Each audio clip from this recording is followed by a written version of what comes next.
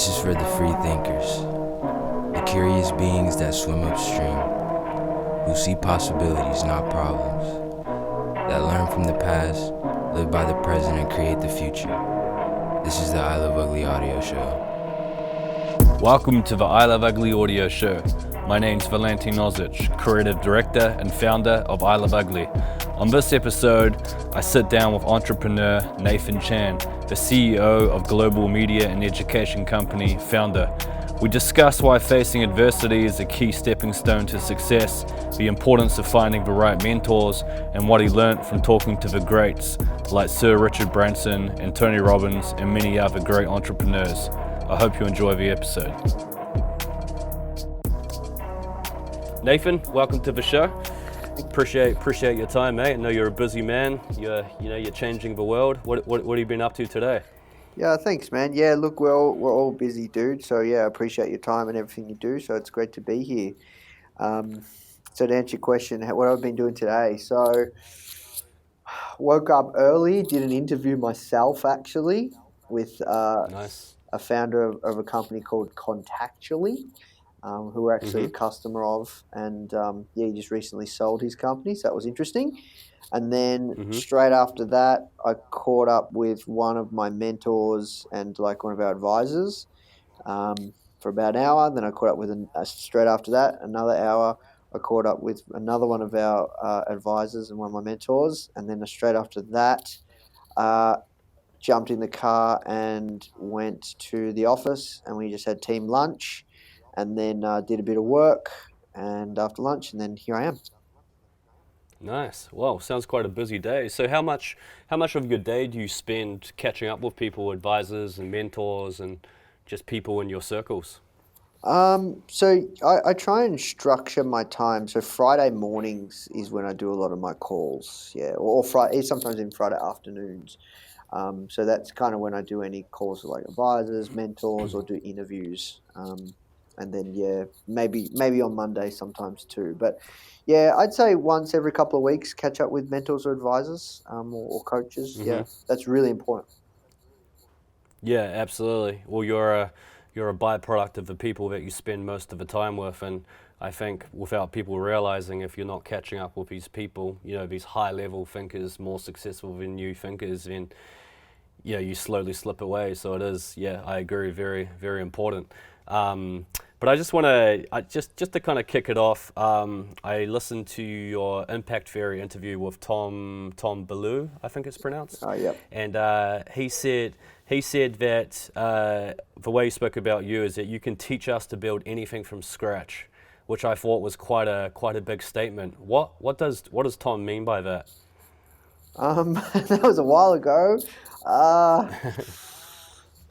I don't know. I guess he means that in the sense when I started Foundr, the company I run, like I didn't know, like we're for context, we're a media and education company, and we produce content around entrepreneurship. So whether it's magazines, books, video, audio, written, or online courses, we're really doing all of that at scale.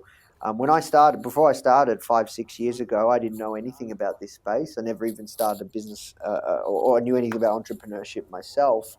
I didn't know anything about apps. I didn't know anything about magazines. I didn't know anything about editorial. So I guess what he means is that you can do anything you want in life, even if you just have to work it out and find the answers and really just put yourself out there, even if it feels uncomfortable, even if it's scary, and give it a shot. And you don't have to know everything. You can just naively start something like I did. Yeah, I 100% agree, and I'm also exactly the same, naively started. But I think obviously people look at people like yourself, and they just think, oh yeah, that guy's born with determination. For someone that wants to be determined but isn't, how do they become determined? Yeah, so this is a good question because it's something that I think about a lot because, like we have we all have friends that want to be, entrepreneurs or want to start a business. Entrepreneurship is the new cool now. And I still have friends like to this day, like work colleagues before I started Foundr, when I was working in IT support. I used to crawl under people's desks and fix people's computers before I started Foundr. And for Wow. me, like I wanted to get a job in marketing, and no one would give me a shot. I went for 3 different job interviews at the company that I was working at the time, and I still couldn't get a job in marketing. And I Wow. think the reason I tell that story is because you just, something has to happen to you where you just want it bad enough, where you just, so I think a lot of the times when somebody, does start a business, it's not, sometimes it is because of the problem that they want to solve and they're really passionate about it, but a lot of the time it's because of their own personal circumstances, for good or for bad. And I think for me, that determination and the hunger and everything that I have, that came from a point of adversity, that I was doing work that I absolutely, utterly hated, and I wanted to just find work that I loved. I felt that life was too short to not do something you enjoy every single day. I wanted to be excited when I got up out of bed in the morning. I wanted to do work that was fulfilling to me, that made a difference, that made an impact. At the start, let's be honest, I just wanted to make money, and it was purely selfish. I wanted to start a business to find work that was impactful for me and fulfilling for me. But then as time went on, I realized that it was, you can have all this money in the world, but that doesn't bring you true fulfillment or happiness. And I fell in love with the work, and the rest is kind of history. So where do I get my determination? It just started with wanting to find work that fulfilled me, experiencing adversity, and just being so ridiculously hungry and wanting it bad enough. But I must tell you, man, I was never the person I am today. Sometimes people say that people can't change, and I actually disagree. People can change, and I truly believe I have changed. I never got good grades at school. I scraped through all of university. Like, I was never a high achiever or a determined person by any means. My mum used to say to me, Nathan, I just wish you had more ambition in life. This is when I was an adult, like, 18, 19. So Wow. I have changed. This determination I didn't have since an early day, like early upbringing. It took me a while to work things out. But once I found that thing that I just love so much, and it just brings me so much joy, fulfillment, and like I said, with the work, it makes a true difference. And I think what we're producing and what we're building is needed, then it just all changed. So interesting. So it's almost that a lot of your change and determination stemmed from Correct. adversity, and yeah, so it's almost like a lot of people, when they do face adversity or they do hit those roadblocks, they almost shy away from it because they think it's wrong. But it's almost changing your perspective on it to help you get you closer to your passion and your love, and that's how you get a lot of your drive and determination. Would that be an accurate interpretation? Yeah, well, look, I like to compete now. I like to compete. I like to win, and it just, yeah, I just love the work so much. Like, I just fell in love with the work, and it just is so much fun. That's the crazy thing when you run any business, and you're trying to play at a decent level, or you're just trying to grow. Like, you have highs. The highs are extremely high, and the lows are extremely low. But it's very addictive, but Yeah. it's so much fun, and I wouldn't change it for the world. Like, somebody said to me the other day, like, would you sell Foundr? And I said, to be honest, right now, no, because I'm just having so much fun. Like, why would I want to do that? Why would I want to sell my company? Like, right now, if I'm having so much fun, and then try and start again, like, I could just create new businesses under the Foundr brand anyways, if I'm bored. You know what I Yeah, mean? yeah. We can create new product lines, new Abs- companies. What do we want? yeah. No, absolutely. It's also, I found it very interesting what you said earlier as well, in the conversation, how you said originally you were chasing money, you were pursuing money, and you weren't getting the fulfillment from that. Would you say that is a mistake a lot of young entrepreneurs make, is their main ambition is money? Obviously money is important, but would you say if it's your primary focus, that's a mistake? I don't know if I'd say it is a mistake in the sense that you until you're there, you won't understand it. And if it's a Yeah. driving force, Yeah. and for me, I was lucky in the first couple of months. Of course, I wanted to make more money so I could leave my day job because I started Foundr on the side. Yeah. So yeah, that for me was Yeah. more than anything a scoreboard or the opportunity to work on it full time. And then as time went on, it allowed me to hire more people and produce more content and serve more people. And then it becomes much more than just the money. It's about how do we fulfill this crazy vision that we have around building one of the largest entrepreneurial brands online that helps and supports and have people, like tens of millions of people, consuming our content every single week. But we're not there yet, but we will be. But we need to generate a significant amount of money to be able to do that. So and don't get me wrong, like I'm doing okay for myself, but I think it gets to a point. I think for me personally, like, yes, don't get me wrong. When you start out, money is a strong motivating factor. I think if you're falling in love with the work, it shouldn't really matter. And the money that you make could be treated as a scoreboard more than anything, where you're competing against yourself. And the money that you make is a reflection of how well you are serving society. A long time. So Like true. they say you want to make $1 million, serve 1 million people.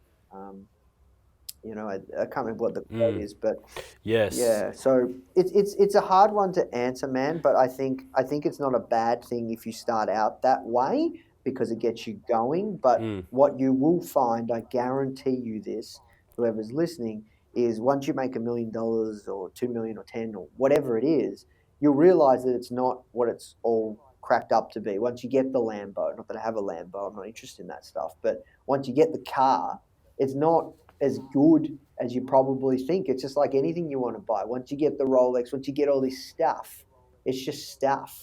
It's just material. It doesn't actually really mean anything.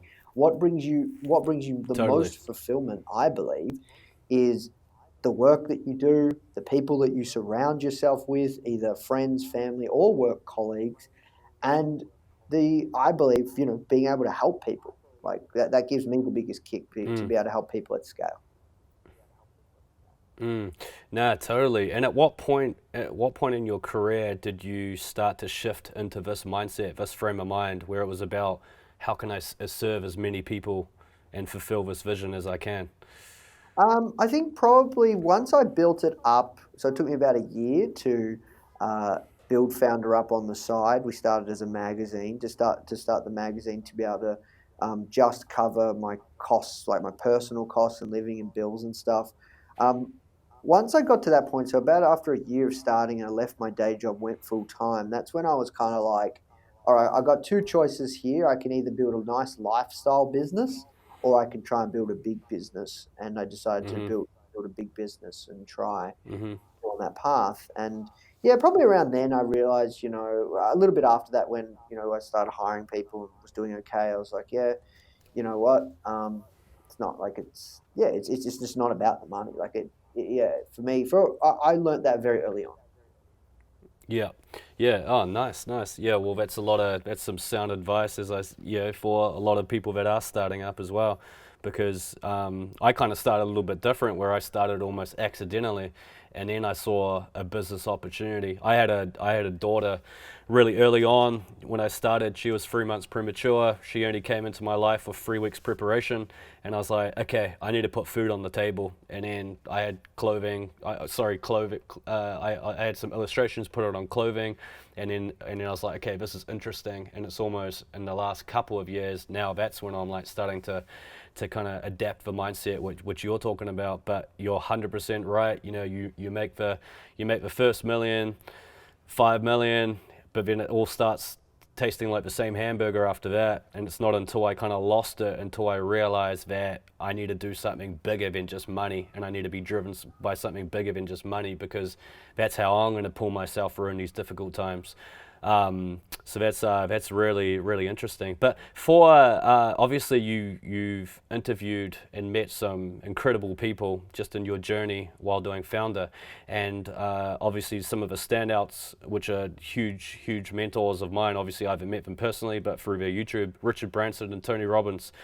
Tony Robbins particularly, he pulled me through some tough times. I've spent tens of thousands of dollars attending his courses. What did you learn from these guys? What was a big takeout that you had learned from just engaging with these guys? Yeah. Oh, look, man, to be honest, it's a really, really hard question because I get asked this, and I do so many interviews. If I was being, you probably want to do a raw interview. I actually do so many interviews it becomes a big blur. And Yeah. I'm going to hand them over soon. So, where I believe to build a truly scalable company, to build a truly like a legacy and an asset-based business, it shouldn't be reliant on me in any way, shape, or form. So if I get hit by a bus tomorrow, the brand still grows, the company still prospers, we still grow. Like Apple as an example, right? Even though Steve Jobs is gone and the company probably, has lost its innovation, that company is still the most profitable company in the world. It still does incredible things, right? So I think part of that, which is really, really important, is I don't have to do the interviews all the time, and yeah, we're going to have a podcast network in the near future. We'll have many different podcasts and many different types of interviews and different series and different angles for the shows and different topics covered. And so yeah, I know it's probably not the answer you're looking for, but yeah, yeah, people do ask me that, and I always struggle to answer that question because it's just so many interviews, dude. Like, it's crazy. And as time goes on, you'll find the same thing. People will ask you, and then you'll be like, "Oh, yeah, can't remember."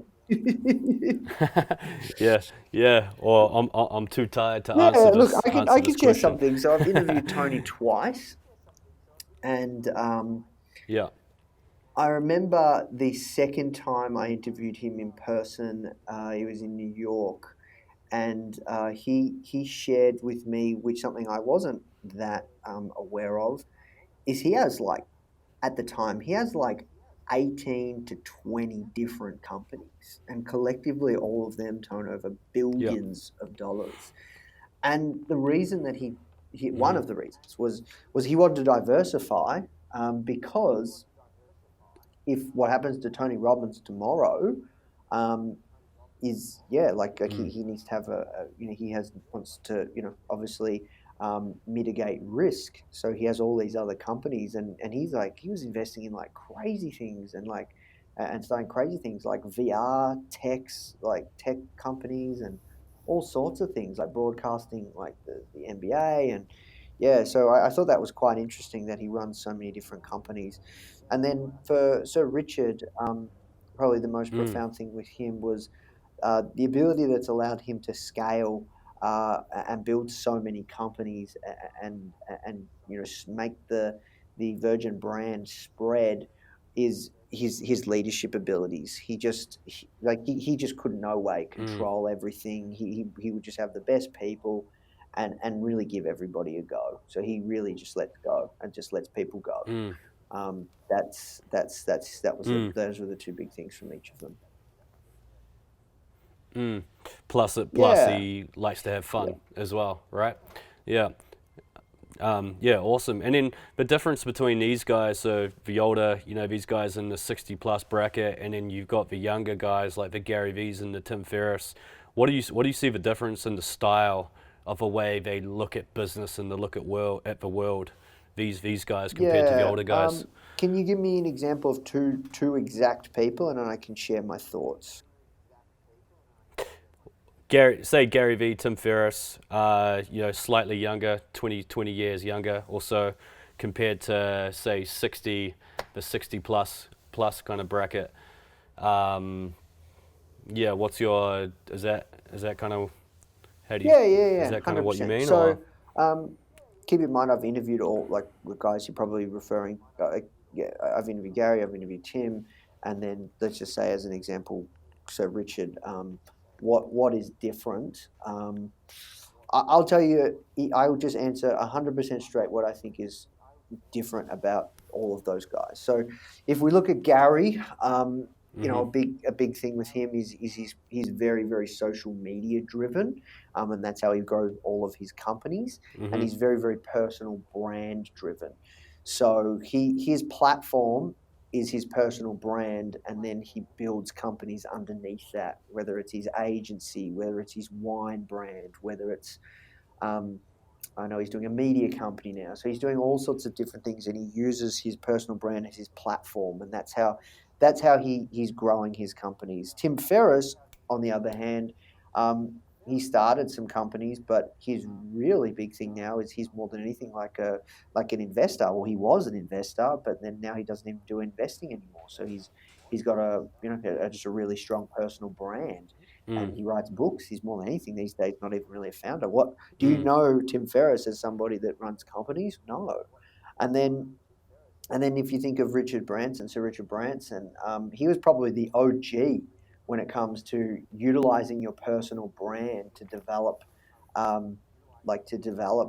platform, right? Like he used his personal brand to develop a platform, but also to use PR to get attention for his company. So then if you use, let's just say, another guy that's 60 plus, let's just say that like a fellow New Zealander, Rod Drury, the co-founder of Zero.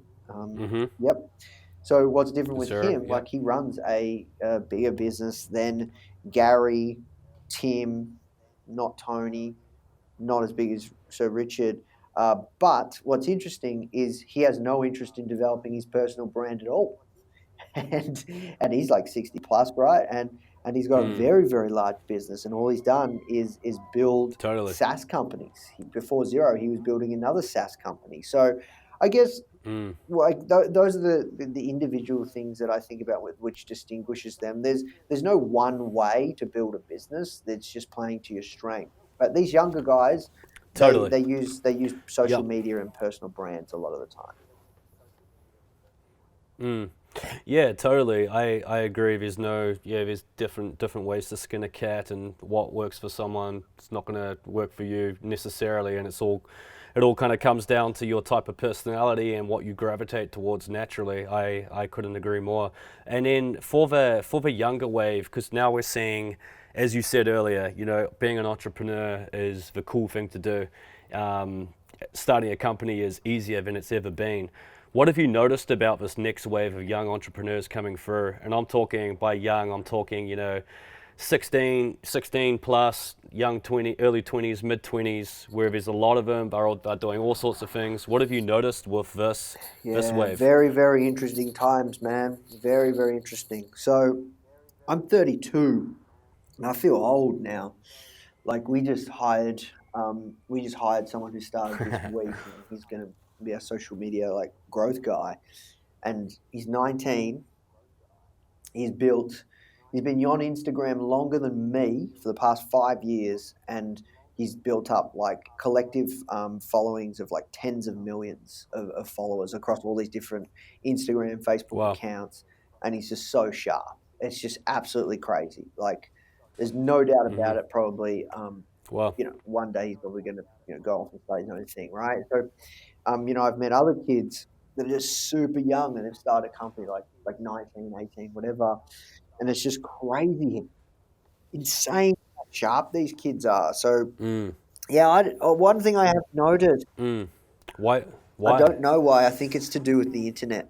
I think if you've got this hunger for thirst for learning and just really just love learning and love reading and consuming content and learning that way, like reading, listening, watching videos or YouTube videos or whatever, you can learn like insane amounts. And when you're younger, your Totally. mind absorbs so much more. So yeah, it's crazy how sharp some of these kids are. That is one thing I definitely have noticed. There are these young kids, man, that are like 19, 18, 20, 21, and they are so much more switched on, smarter than I was when I was 21. Like I was worried about, going overseas, going to Europe and partying, and like had no interest around starting a business or anything Yeah. like that. Like it's crazy, man. Absolutely Yeah, crazy. yeah, of Yeah, course. they're getting smart.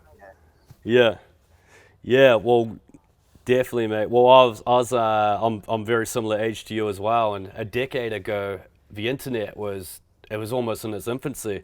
Obviously, it's not too long ago, but it's come so far in the last 5 years. And yeah, you're right. These 19-year-olds are listening to the Gary V's and the Tony Robbins telling you do whatever the hell you want. There's so much information out there, and the ambitious ones that pick up on that, they'll just go for it. Because when you're young and naive with nothing to lose, you go hard and you go a million miles an hour and you experiment like a crazy man with pretty little downside. So I think that all does play in their favor, I guess. Yeah, but one thing I have noticed, and it's not young people in general, it's just people in general, is when they do start something, people are quick to start something, but after, say 6 months, 1 year, couple years where the adrenaline wears off and the excitement wears off, a lot of these people quit. Why is that? Why don't they carry on? Like what, they just quit and start something else. Why do you think that is? Yeah, that's so true, man. When you were saying it, I was thinking it. I was like thinking of certain people that I've met and know, and that's 110% spot on. And I think I was just about to say these kids are super smart, and you would talk to them as if they were like someone else our age, right, with the same Mm, level of experience. But then as time goes on, you realize they're still quite young. Like they still have like development from a maturity side. And I think what you'll find is just because some of these young kids, they start a business, they don't stick with it because they mm, get bored easy, and a lot of the time, um, like I think I've found from my personal experience, and you would have seen me talk about this when I spoke with Tom, is it took me, I went on a journey, man. Like I had to work out in my earlier years when I was 21, 22, 23, 24, 25, before I started Foundr, I had to work out who I mm, was as a person and what I truly wanted out of life. And you'll find a lot of these really young kids, you're still just so young, man. How do you even for know sure. what you want to do? And that discipline and that consistency, like to build any company of true worth and significance, it takes. One of my mentors always says, Mitch, he says it takes 7 to 10 years, at least 7 to 10 years. And yeah, a lot of these kids, yeah, man, they just don't have Mm, that mental discipline. You know what I mean? They have the talent, the savviness, but they would get bored. A lot of it's, like I said, they still need to work out who they are as a person. That all that side of things, I think that's really important. You mm. have to work that out, man, and you just Yeah. have to try things, and that's part of it. Trying things, and that's probably what they're doing. They're just trying things, Absolutely, and there's absolutely nothing wrong with that. I think I think trying No. things paired with the pressures of mortgages, leases, staff depending on you, family members depending on you, kids or whatever, it does change the dynamic a little bit more. You're a little bit. It's like what Richard Branson said. Like people think Richard Branson's a huge risk taker, but actually, he's a smart risk taker. So he'll negotiate contracts if it falls through that they take back the plane with, I can't remember who it was, United, I can't remember, some airline. But I think, yeah, it does change the dynamic a little bit. Whereas, yeah, when you're young, it's hard. Okay, I quit, I give up. Yeah, but I think a lot of the gold and a lot of the breakthroughs come when you do face those challenges, when you want to, when you want to give up. The perseverance element is, I feel, where you get the biggest breakthroughs and the biggest insights. That's what yeah. Would you say would you agree with that? Yeah. Yeah, No, that's 100%. awesome, man. For who's probably, obviously you met a lot of people, but what would you say? Who would you say is the most impressive person you've met, and why?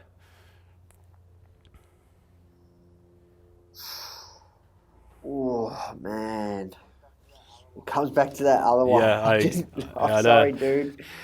I just meet so many people and just like, I Yeah. don't know. Yeah. No. No. I'm, I wish I could give you the answer you're looking for, but man, I'm so much in the thick of it. It's like maybe from the outside looking in, it's just like, wow, Nathan meets all these crazy people and like all this stuff. And it's like, like it must be so profound. And he gets these wisdom bombs all the time that he takes and he just runs with it. And like, it's just not like that, man. I wish I could tell you, like, yeah, I met, like the other week I was in San Fran and I met the founder of Dropbox and interviewed him, and it was a great interview, dude. But and he's super impressive what he's done. Like Dropbox, incredible success story, synonymous brand. Everyone knows Dropbox, man. I'm sorry, Nah, dude, I can't answer that's that all one. good, man. I kind of did that. I know it's a cliche question, and I know exactly what I know. I'd expect you to get that question all the time. The reason I ask it is because some of the most impressive people I meet are the ones that aren't successful externally. Internally, they're impressive. They may not have much material wise, and they may not have a famous or polished looking business, but internally there's something about them. It's like, shit, I want to be like that person. That's what impresses me. And I think we all do get caught with this big company and millions of Instagram followers and this and that, but you nailed it. Dropbox, one of the biggest companies, not companies, but online businesses in the world. But it's probably the same, similar guy, and he's not, and you can get people that are super successful that just aren't happy and content. So I just wanted to kind of just throw that in there, and I knew, I just wanted to see what your answer was. But for mindset, I know you're big on it, and I know a lot of people do hear this term. Mindset's a bit of it's kind of like the word of the last few years, like mindset. But it is important, and I know for building a company, I know how difficult it is, and a lot of it is to do with your mind. The success is determined on your mindset and psychology. But what would your definition be about the importance of mindset and what it means and the importance of it?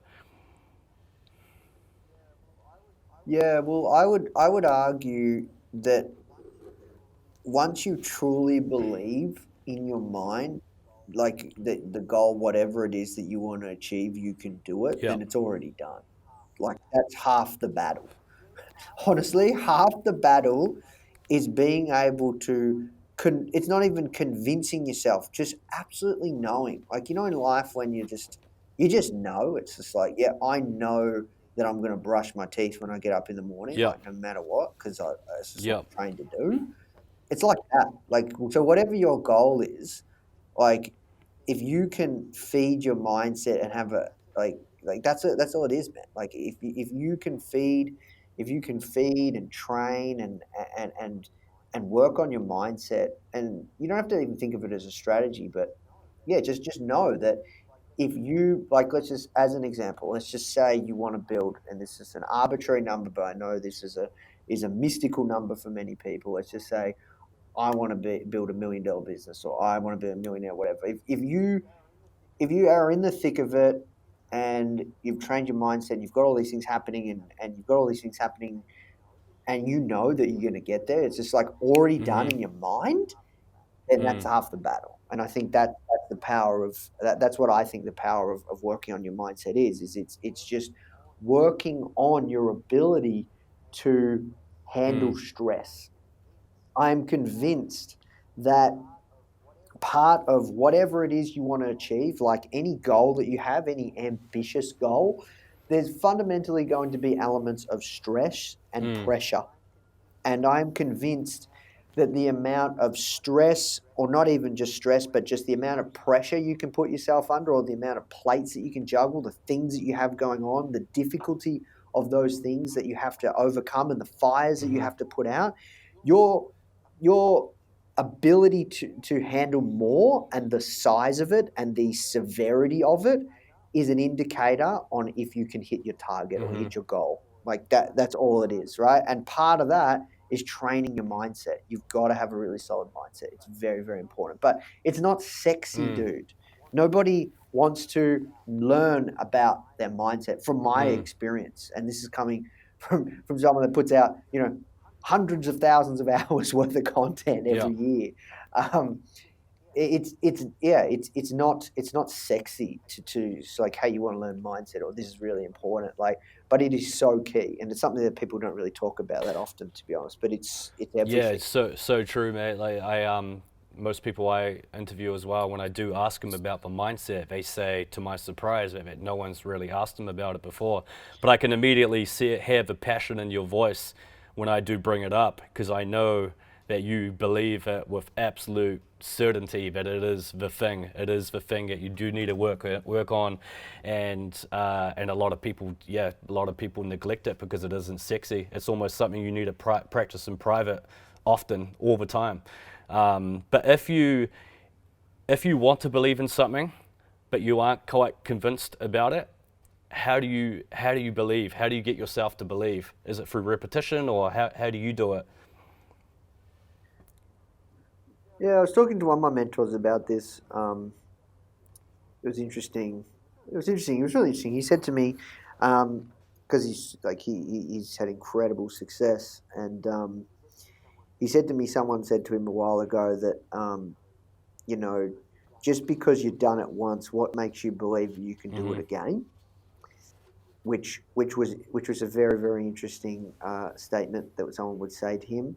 And then we went on to talk about timing and luck, and how there is an element of timing and luck, 110%. So like, so to answer your question, you asked me about mindset, and I think it's a combination, dude. I think it's definitely a combination of mindset, timing, luck, right product, solving a serious problem, or whatever it is, whether not even talking about a business, but like timing, luck, all that side of things. And to answer your question I just wanted to share that because I thought it was interesting, but to answer your question around like what are the things that you need to work on with your mindset if it doesn't feel achievable?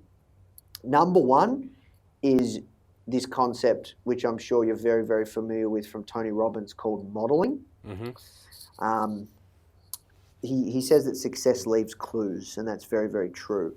So if you know somebody, let's just say arbitrary number, mystified number, how do I make $1 million, or you want to be a millionaire, whatever that rubbish is, right? If you meet somebody that's actually doing it, then that's like, you realize, well, okay, well, if they can do it, I can do it too. That's the first thing. So you need to find people that have or have achieved the things that you want to achieve in life, whatever your goal is: business, life, fitness, sports, career, you name it. You've got to find somebody that's already doing it, and then you need to learn from them.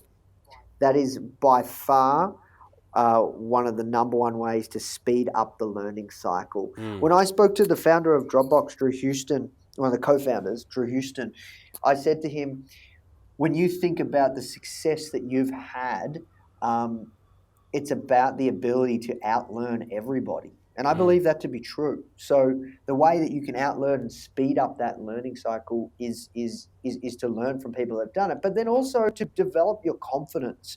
I'll never forget, man, when I was in my day job, and my mindset changed. This is an interesting story, my fun interesting. So my mindset changed because when I first started Foundr, we made $5.50 on the first day when we launched, and 2 people bought the magazine, digital magazine, right? And then I remember walking home with my housemate and his new girlfriend, and we went and got fish and chips, which I'm sure you can relate to, down at the local bar, local milk, like local store, right? It was It was in summer, just starting to finish up summer. And I said, "Oh yeah," I said, "Launched a magazine, made $5." It's like, and she laughed. She's like, "Huh, is that all?" And I was like, "Oh, it got me down, man." And I was like, "Yeah, wow, okay." And then, by the end of that month, I think we made $100. Right? $100 in a month, right? And then I actually, over the next few months, started meeting people, going to meetups, just putting myself out there, reaching out to people that were doing some great things, building online businesses, whatever. And as time went on, because at that point in time, I was like, I used to say to myself, I wish that I could build up Foundr to leave my day job, right? I wish. But then as time went on, after I got 6 months in, just keep showing up every single day. New magazine edition got to go live. We still to this day publish a new edition every single month. We just launched a new edition literally today, and I started hanging out with all these people that had done it and had left their day job or working on their business full time, and it wasn't a matter of I wish, it was a matter of when. My mindset shifted. Interesting. Dude. So that's the first thing. You've got to find people that are already doing it. You've got to hang out with them. And what you might find is those people that are doing it, it might not be all that you imagined. Totally. And you might realize, hey, actually, wait a second, maybe I don't even want this. But you got to find people that are doing it. And the second thing is, you just got to want it bad enough. You just got to want it bad enough, man. You've got to find out a way to cultivate that hunger. You just got to be an absolute rabid dog, dude. That's what it takes. That's who I am. I am an absolute animal. If I want to go for a goal and I want it, I will be relentless. Those are the two key things I think from my perspective. Oh, those are some amazing insights, and just hearing you speak it, I'm like, yep, you are 100% right on that. And no, that's very, very, very insightful. So are these, when you do get those inevitable slumps or hard days or weeks or what have you, are these some of those main techniques that you use to kind of get over those little bumps in the road? Just kind of reminding yourself that, okay, it's going to be hard, but still keep on going, be relentless, just be a dog and just keep going. Is that would that be something, or is there other stuff that you kind of add to the mix as well? Yeah, no, I don't. I'm not. Yeah, look. So to answer your question, I was talking and using those examples in the context of somebody that wants to start, or they're just struggling to get something off the ground, or they're procrastinating or whatnot. To answer your question, for me personally, where I'm at right now, yes, it is tough. Yes, I have hard times. Truth be told, we're not having a good time at the moment. We launched a product, it's not doing too well, and what do? I speak to my mentors, like I did this morning, and coaches and advisors. And something else I do, which I think is really important, look at your gratitude journal. Look at how far you've come. Be grateful for the opportunity to breathe clean air, drink clean water. You'd be given the opportunity to live in this day and age, where you can literally do anything. It's crazy. Just be patient. Remember that patience is key. And play the long tail, which I hear you talk about as well, which is... Yeah, play the long tail. Play the long tail, and then also just make sure you've got a plan of attack to just, maybe it doesn't work out, maybe approach it a different way, and just go work it out, man. Yeah, don't let perfect get in the way of progress as well. Sometimes it's going to be a little bit ugly, and just keep moving forward with it. No, that's awesome, man. And then obviously you met a few billionaires and stuff. How does a billionaire? This is a big question. I haven't actually asked anyone this, but you've met a few. How does a billionaire think to say like a millionaire type businessman? How does a billionaire think? What have you noticed? And you're like, okay, that's interesting. That's an interesting little distinction. Probably they optimize. The number one thing from what I've observed is they optimize their time more than most. Yeah. Just time. I was talking to someone in my team the other day when I was thinking one thing I'm very passionate about, I think about a lot, is this concept of leverage. How can you get two people that both start a business 10 years ago and one never makes it and the other does? Or or one builds a 100K a year business and another builds a $100 million business, or whatever. Like, what is the difference between those two people? They went to school together. They come from similar upbringings. All even playing field. There's this concept of leverage where you don't really cut corners, but you leverage your time. And I guess the point I'm getting at is we all have the same amount of hours in the day, right? Yeah. But how do these guys get insane amounts of work done and leverage? Well, they just think about time differently than most. They hire people to do every single component. They hire very, very smart people. They get leverage on the people side for their companies. They don't they've got everybody, they've got people working every single thing out for them. It's crazy, man. So it's just, this concept of leverage. Something I'm really fascinated by. I go into the office every day and I'm punching in, I'm typing on the computer. How do I type faster? How do I consume content faster? How do I watch all my videos on 2 speed? I was our social media guy just started, in our onboarding process. One of our things is get him to make sure he downloads 2x speed controller, so you can watch videos 2x. Interesting. Because he's going to be consuming all this content now. If he was consuming all this content to work out which pieces of video to chop up and turn into a meme video and put it everywhere, if he was going to do 1 day of that now, he's officially got another half a day back because he's watching on 2 speed. If he didn't know, and his mind was blown. He's like, oh my God, you've saved so much time in my life that I'm going to have now just because I always consume content. This concept of leverage, man, I think people that are billionaires have a different concept of time and leverage of time.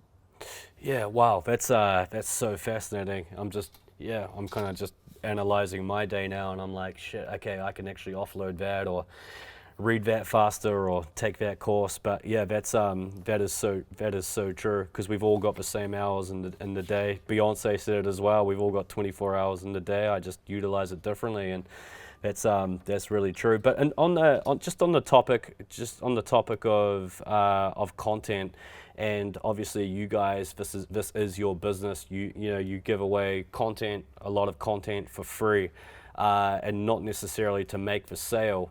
Obviously, this is you and I and people that are more that are pupils of marketing understand the importance of it. But for those that don't, that are, say, listen to this podcast, why would you say it is so important in today's day and age, and the traditional ways of marketing no longer work? Well, I would say these days, more than ever, people they're just being bombarded with so many different messages, and you've got to be able to get cut through. It doesn't mean you have to create content for your business, but from my perspective, you need to be able to work out a way to connect with people on a much deeper level. And when people are bombarded with so many different marketing messages, it's so hard to know who to trust. And one of the great ways to build trust is using the law of reciprocity. So if you put out great content that provides people value in some way, shape, or form, then they might, know you more, or they might trust you more. And then over time, it's just all about this long game now. They might trust you more. And then, when it does come to, I needed a new rad shirt, and it's like, oh wow, okay, I've got to check out I Love Ugly. I was loving that podcast, I listened to the other month. Nathan, that's where I'm going to go. versus seeing something and a little ad on Facebook or Instagram from the Iconic, and you're just like, oh, that's pretty stock standard stuff. Wow, I've got to go to I Love Ugly. They got sick stuff, man. Nathan was even rocking them 5-6 years ago, man. So you know what I mean? Yeah. So it's this concept of people are just bombarded with so many different messages, and you have to be able to play the long game. And I think the way that you develop influence is by the amount of content that you create, Mm-hmm. and the more quality content you can create at scale, the more influence you can get, the more influence you can command. So Yeah. yeah, like, Gary V is probably not the best example because he's a personal brand, but I'll give you this as an example just because you can think about it in any terms. Like, let's just say you've got an e-commerce business like my girlfriend, right? I run another business with my girlfriend, an e-commerce Yeah. business, right? But, if we, like Gary, the way that he's developing his influence is he produces more content than anybody. That's why he's Mm-hmm. one of the most well-known entrepreneurs in the online space. It's by Mm-hmm. pure volume of content, right? If hypothetically, if we wanted, we don't with this ecom business. If we actually put out crap tons of content, it would get way more cut through. Yes, there's a long tail effect, and it might take time. You won't see an immediate investment like with Facebook ads, where you pay $1, you get X back. But Mm-hmm. over time, it will compound. And you think of, producing pieces of content like you have a farm and you're planting your seeds for the year, Yeah. right? And those Yeah. seeds are going to bear fruit. So yeah, that's how people should be thinking about it. But you don't have to produce content like this other ecom business. It's doing really well. You don't have to, but Mm. it more than ever, man. People are much more interested in the people or the person behind the company more Yeah. than ever. We live in a Yeah. day and age where people just find that shit really interesting and they want to Yeah. connect with that. Yeah. Yep, I agree. And then going back to the big companies, not to isolate, say, the iconic, but say multi-brand, big online retailers that stock thousands of brands that are mainly driven off price and speed of delivery. How do they do it with this big trend going towards content? Well, here's the thing, right? When I answered that question, it was in context of somebody starting out or they're trying to compete. The cool part about creating content as a form of marketing, using content marketing, right, is when you're starting out and you don't have these big budgets like the iconic and, like can spend massive amounts of money on paid media and all these other things. That's how you compete. You can compete with content marketing because it doesn't cost you anything to produce, right? It's very, very powerful. So yeah, how do these big multi-brands do it? Most of them, they just work with agencies and stuff like that, or they get some Yeah. consultant. Yeah, I'm not really sure, to be honest. I don't know. Yeah. Nah, interesting. I was Yeah. I just wanted to get your point of view because I was also I was unsure as well. And then for just I know we'll wrap this up pretty quickly, but I just even want to ask your question for some advice for me as well, just for what we're doing, is how would, for this, because we started this podcast 4 weeks ago, we've just hit 12,000 downloads, which obviously, it's small, but it's growing. How would you say, what advice would you even give us, I Love Ugly, about growing the podcast? And the importance of it. I just want to publicly ask you this question because I know a lot of people are going to get value from the answer. Yeah, sure thing. So the way that you grow a podcast is by, I think, you need to get as many reviews as possible. That you like. You want to get that organic growth through, because you can promote it yourself, and you've always got to promote yourself to your existing audience, right? But if you don't have an existing audience, you want to tap into people that are already listening to podcasts. So how do you find those people that are already listening to podcasts? When people are looking for discovering new podcasts, you want to appear in search, right? Like when people are searching for all sorts of things in different categories. The way you do that is having a great cover art. Your cover art can be the difference between 1 million downloads versus 200,000 in a year. Wow. And the reason that is because you've got to make your cover art pop, man. It's got, you've got to look at all the podcasts in your section and just, you've got to make it stand out. Think like if you saw a poster or a book, or look, think of it like this, dude. when you're looking for the next movie to watch on Netflix because you love, action films. Like I love The Expendables, I love Rambo. Like when you're like, oh, you've smashed all those and you're looking for the next one to watch, and you're looking on Netflix at all the different cover arts of the movies. What's the one that stands out? How did it get your attention? It's the same thing with Interesting. podcasts. You want to be able to make it pop. Like that's very, very important. And That's yeah, that's interesting. Yeah, yeah, like you yeah. just, yeah. So you want to tap into people that are already listening to podcasts and looking to consume more podcasts, and tapping into an audience of people, because that's where you're going to get most of your growth from, not you Yeah. promoting it to your own audience. Yeah, you can, but like the purpose of it is to find new people as well, right? And then build trust with those Totally. people. So that's the first thing. Yeah, you want to get as many reviews as possible. So cover art, as many reviews as possible, and you want to get on as many shows as possible. I think that's really important. I don't do that anymore. Literally, this is the Yep. first podcast I've done probably about 6 months. Oh wow. And the reason that is, Appreciate it, you're man. welcome. Yeah, I'm doing another one for a friend as well. The reason is it's just 'cause I need to focus. But I like I said, I legitimately was pumped because I love your brand, and like there was a personal story with the product, right? Wow. And so, yeah, and then another thing you need to think about is amount of downloads. The amount of downloads can sometimes be a lagging indicator, right? Because I could launch a podcast tomorrow. I could never produce it to the promote it to the Foundr audience, and I could just do one podcast a day, and I could get more downloads than you because I'm doing one podcast a day.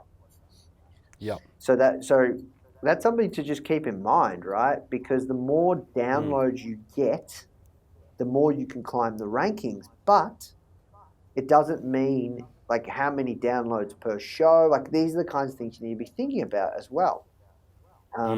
Because yeah, like this is the things that Apple is looking at, or Stitcher or Spotify, and yeah, they're the kinds of things that I'd be thinking about for your show. I probably should do this more, but I don't. Like we don't really promote our show that much, and as much as we should, and we should also always like think of how can we get other people to share it and incentivize that sharing, and actually saying on the show. Like I've seen people do that really well.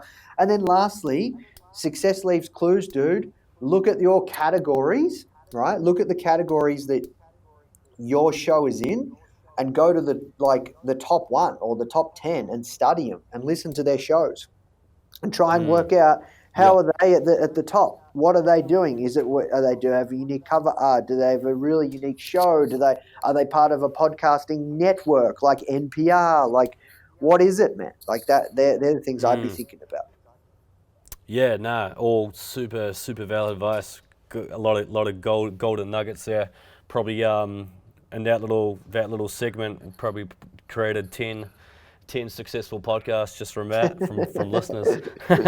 No, but that's awesome, man. And just to kind of wrap it up as well, I just want to quickly ask you just about your just kind of stealing us from Tim Ferriss, but I always find it fascinating just around morning routines. What does your morning routine look like? About from what time you get up, what do you do, what supplements do you take, what do you have for breakfast before you get to work? What does that look like? Whoa, it's not glamorous. So It's all good. so I'll literally tell you what each morning looks like for me: Monday to Friday, and then Saturday to Sunday. I'm pulling up my calendar. Yeah. So every Monday morning, I go to the gym with one of my friends at 7 a.m. So I wake up at 6:30. I get my porridge going. Then I have a green juice. So every week we get these juices delivered. They're cold press juices. So it's a cold press green juice, and it's got like crap tons, because I don't know how much you know about cold press, but basically you can get 10 different vegetables in one juice, and like a couple of fruits as well. It's like super healthy. So I have a green juice while I'm driving there, and then I have my porridge, and then after that I go gym, and then go to work. On a Tuesday, first thing in the morning, get porridge and the green juice, then go to the office. I wake up, I do a call with one of the guys in our New York office. and then we hop into our weekly traffic light meeting.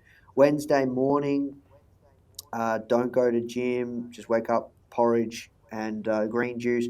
Thursday, go to the gym with my friend, and then Friday morning, usually interviews, porridge, green juice. That's it. Nothing glamorous, dude. And then I like to do boxing in Yeah. 2-3 times. Yeah, so I'm trying to get to 4 times a week after work. It's nice. So a lot of porridge, a lot of green juice. That's the secret, guys.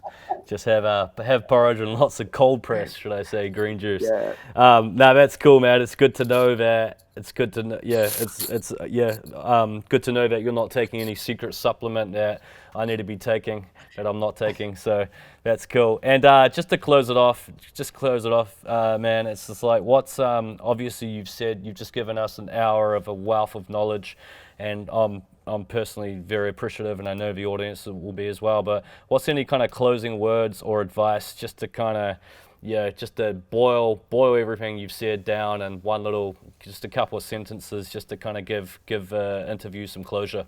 Yeah, sure thing. I'll keep it short. Pretty much, if you're listening to this and maybe thinking, "Wow, Nathan's got it all worked out," honestly, I don't. It's still early days for me, and I'm just, it really just comes back to me. Just how do I find work that fulfills me? I'm just having a lot of fun, man. And if you use that as the guiding principle, whether you make it or you don't, or things don't work out, if you just love it so much, you do it for free anyways. It's just what it's all about. Like, life's too short to do work you hate, and I hope you can find work that really fulfills you and lead a fulfilling life. For sure, man. Awesome. I love it, bro. Thank you so much, man. I really, really appreciate it. And I'm just kind of looking forward to launching this to the public, and also applying a lot of your podcast techniques as well. Awesome, man. Please, bro. Thank you, everybody, for listening. If you enjoyed this episode and found any type of value, please subscribe to our podcast, share with your friends, and give us a 5-star review on iTunes to be in the draw to win a $200 I Love Ugly gift voucher. We will be drawing a winner monthly. Good luck, and see you on the next episode.